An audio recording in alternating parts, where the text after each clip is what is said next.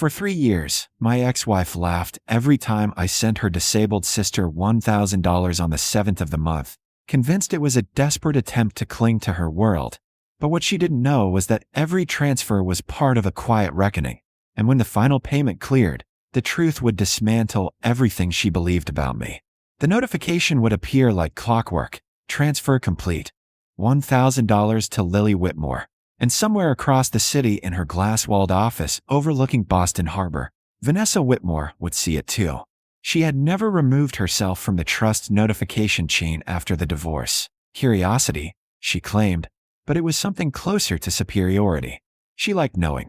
She liked picturing me in a modest apartment, budgeting carefully, sacrificing small luxuries to send what she believed was guilt money. To her, it was proof that she had won.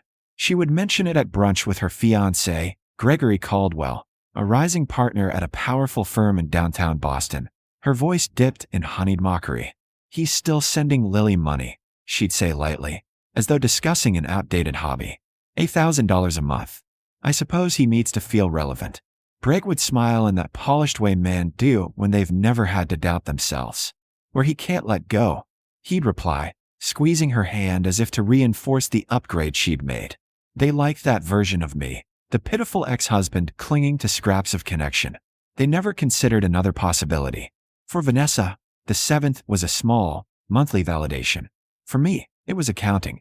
I would open the spreadsheet saved under an unremarkable file name, enter the date, confirm the transfer number, and watch the balance at the bottom decrease by exactly $1,000.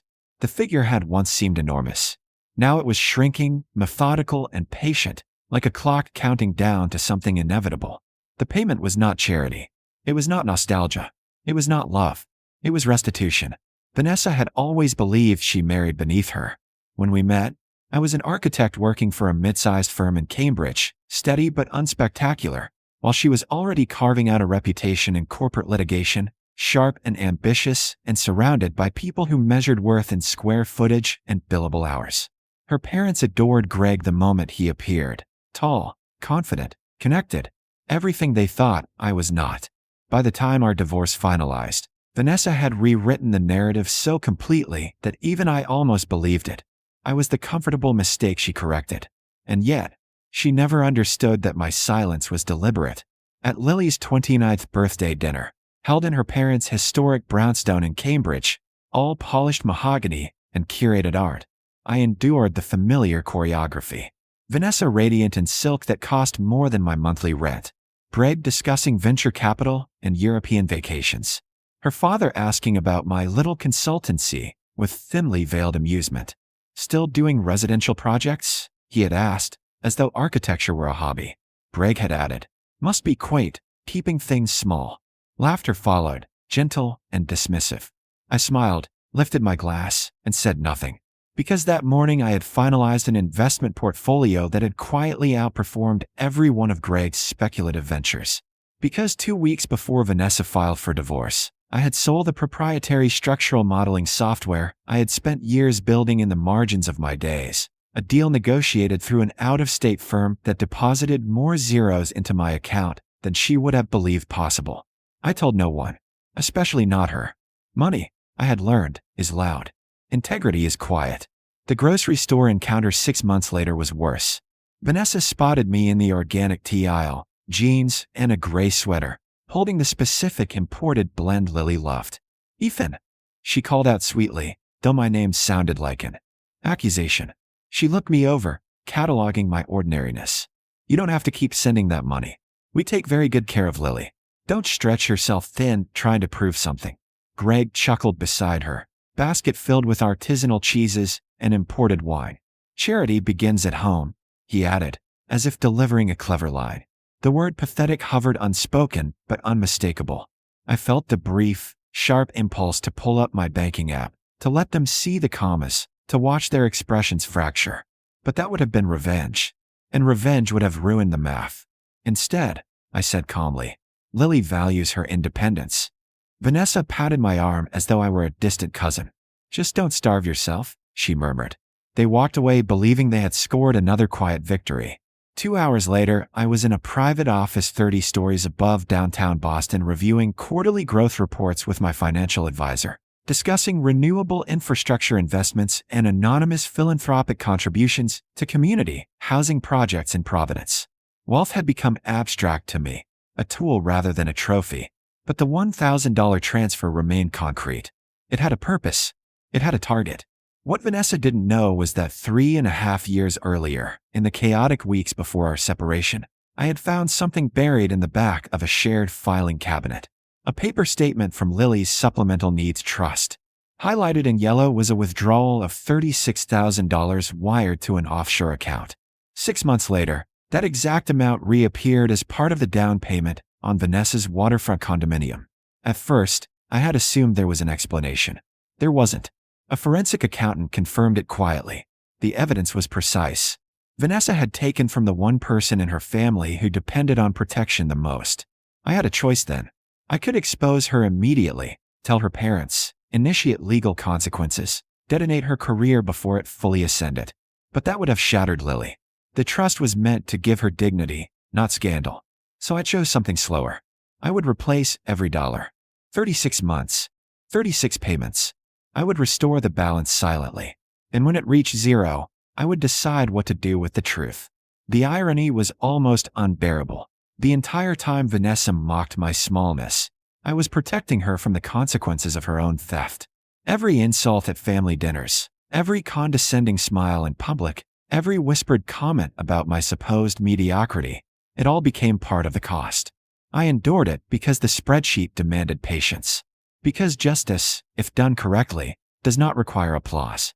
And as the third year approached its end, as the balance dwindled to its final 4 digits, I began to understand something profound.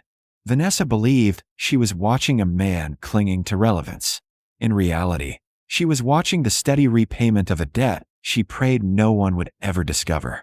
And when the final $1,000 cleared, when that balance finally reached zero, the ritual she had treated as a joke would become the key to unraveling the life she thought she had so carefully secured. Vanessa's message wasn't a request. Thursday, 3 p.m., my office. She chose her corner suite overlooking Boston Harbor for a reason. Glass walls, marble floors, a skyline view that screamed success. It was her territory. Brig would be there too. She made sure to mention that. A united front. They thought they were ending something. When I walked in at exactly 3 p.m., both of them were waiting. Vanessa behind her desk, composed and immaculate. Brig by the window, hands in his pockets, radiating quiet superiority. Vanessa gestured for me to sit. "We need to talk about Lily," she began smoothly. "The calls. The money. It's been 3 years, Ethan. It's time to move on." Brig added, "We take care of her. She doesn't need outside help." They expected resistance. Maybe embarrassment. Instead, I nodded. "You're right. It's time." Vanessa blinked. "It is." "Yes. I'll stop the payments. The debt is settled." Brig frowned. "Debt?" I opened the leather portfolio and placed a tablet on the desk, turning it toward them. A bank statement filled the screen. Lily Whitmore's Supplemental Needs Trust. Highlighted withdrawal, $36,000. Dated 3.5 years earlier. Destination, an offshore account. Vanessa went pale. Another swipe. Closing documents for her waterfront condo. Down payments sourced from that same account. "That's not possible," she whispered. "It's documented," I replied calmly. Greg leaned forward, scanning the screen. "Vanessa?" She said nothing. I swiped again. A spreadsheet appeared. 36 monthly payments of $1,000. Every 7th of the month. Final line at the bottom. Balance restored, $0. "You took $36,000 from Lily's trust," I said evenly. "I replaced it. Every dollar. Over 3 years. So she would never have to know." The air in the office shifted. The confidence drained from the room. "You're lying," Vanessa said, but her voice lacked conviction. "You left a paper statement in the filing cabinet," I answered. "You must have forgotten it during the divorce." Greg looked at her slowly. "Tell me this isn't real." She swallowed. "I was going to put it back. But you didn't." Silence stretched between us. "I could have exposed you immediately," I continued. "Your father, the authorities, the bar association. But that would have hurt Lily most. So I chose restoration instead." Greg stepped back as if distance might change what he was hearing. You stole from your sister? Vanessa didn't respond. I endured every joke, I said quietly. Every comment about my small life. Every time you called me pathetic. While I was fixing what you broke. Vanessa's composure cracked. You had no right. It wasn't your money. The words landed harder than anything else. I closed the portfolio and stood. The debt is paid. What you do with the truth now is up to you. But if you ever touch that trust again, I won't stay silent. I walked to the door. Behind me, Greg's voice came low and strained. Is it true? Vanessa didn't answer. She didn't have to. The silence I left behind in that glass office did more damage than any accusation ever could. Greg ended the engagement within a week. There was no dramatic confrontation, no public scandal, just a short, sterile email from his attorney outlining the dissolution of shared assets and a request to retrieve personal belongings. 3 years of carefully curated appearances reduced to bullet points and signatures. Vanessa had built her future on the assumption of control. Now she couldn't even control the narrative. But the real fallout didn't come from Greg. It came from her father. An anonymous packet arrived at the Whitmore residence. Copies of the same documents I had shown in her office. Transaction history. Offshore transfer. The 36 structured repayments labeled simply, trust restoration. Her father, a man who had built his career dismantling financial deception, commissioned an independent audit immediately. The numbers aligned perfectly. There was no error, no misinterpretation, no escape hatch. He called her that night. Not shouting, not furious, disappointed. How could you? Was all he asked. And sometimes disappointment is far heavier than anger. Her mother cried. Her father withdrew. The pride they had once spoken of so freely, the brilliant daughter, the future partner, was replaced with something fragile and uncertain. But none of it compared to Lily. They told her gently, carefully, framed as a mistake, a terrible lapse in judgment. Lily listened quietly. Then she asked one question. Did she think I wouldn't notice? When Vanessa called her, desperate to explain, Lily answered once.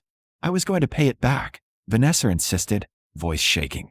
That's not the part that hurts, Lily replied softly. You made a decision that I wouldn't matter. There was a pause. Ethan never made me feel small. You did. And then she hung up.